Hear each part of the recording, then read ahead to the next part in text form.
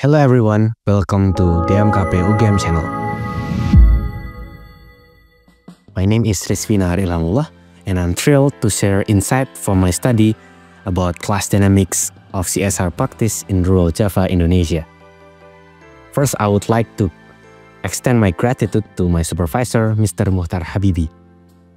This study delves into how corporate social responsibility paradoxically deepen class inequalities. For the background, I conduct study in Miring Village.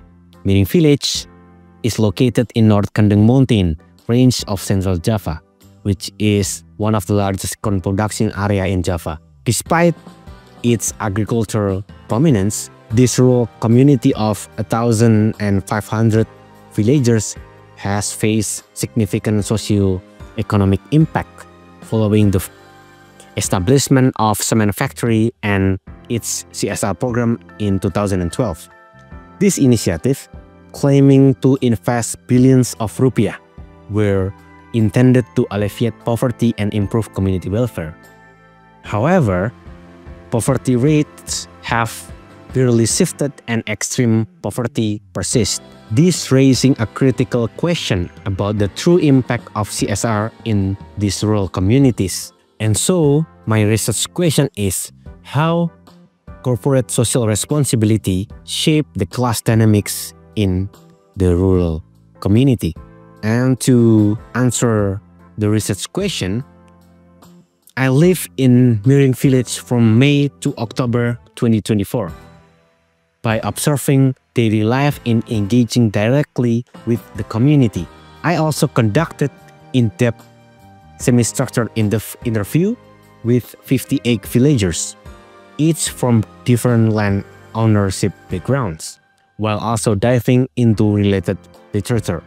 For this, I use Habibi's framework on land ownership, labor relation, and other means of production factors. Later, I categorized the participants into three groups: those with over 3 hectares, those with 1 to 3 hectares, and those with less than a hectare of cornfields. I stopped the interview when the response started repeating themselves, confirming that I had captured all the key insights.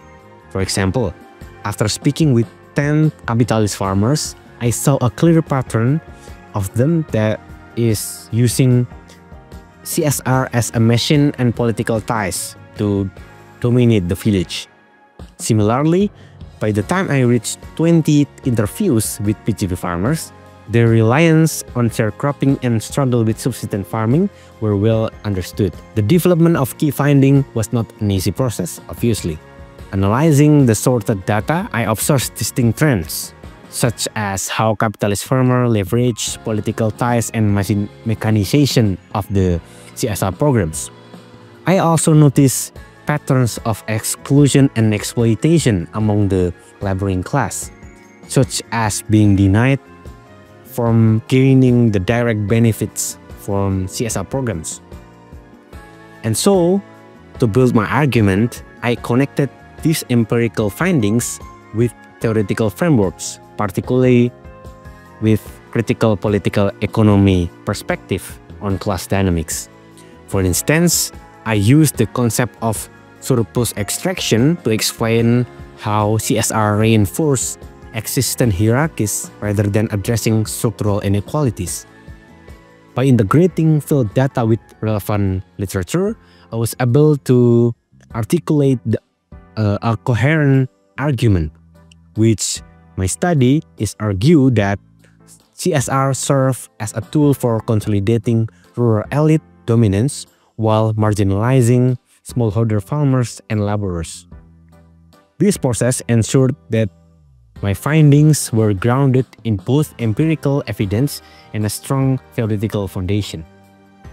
And so here are my 3 key findings of the research. The first is about how capitalist farmers and landlords impacted by the CSR programs. CSR programs have primarily benefited the rural elite, including the capitalist farmer and the landlord. This group leveraged CSR initiatives like infrastructure projects and subsidies to expand their land holdings and consolidate political influence. For example, proposals submitted to CSR programs were manipulated for personal gain, such as acquiring tractors or establishing community projects which dominate by elite families. The second one is the petty commodity producer farmers. The highly celebrated SKSP programs claim to empower smallholder farmers. Meanwhile, the fact their impact is very limited. Many PCP farmers receive only a quarter hectare of land, which is insufficient for a meaningful economic improvement for their families. The CSR supports push some PCP closer to semi-proletarian status, which is in the literature is often called as subsistence squeeze. The last key findings is how the CSR impact the laboring classes. The laboring classes faces the harshest exclusion.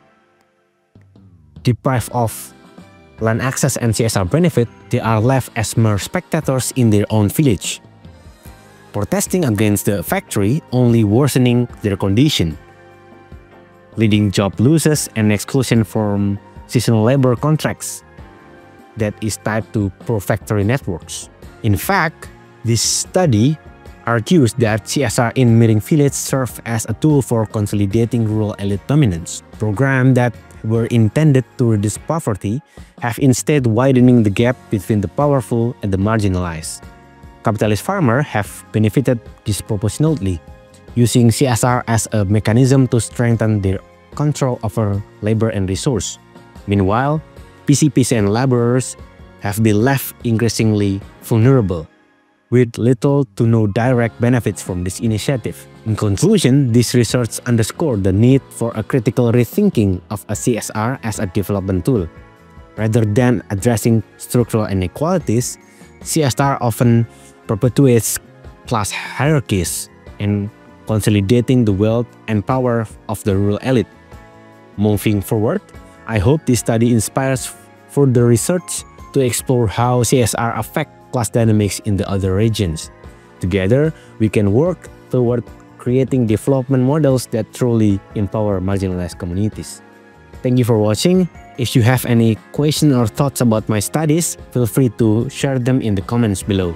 See you next time.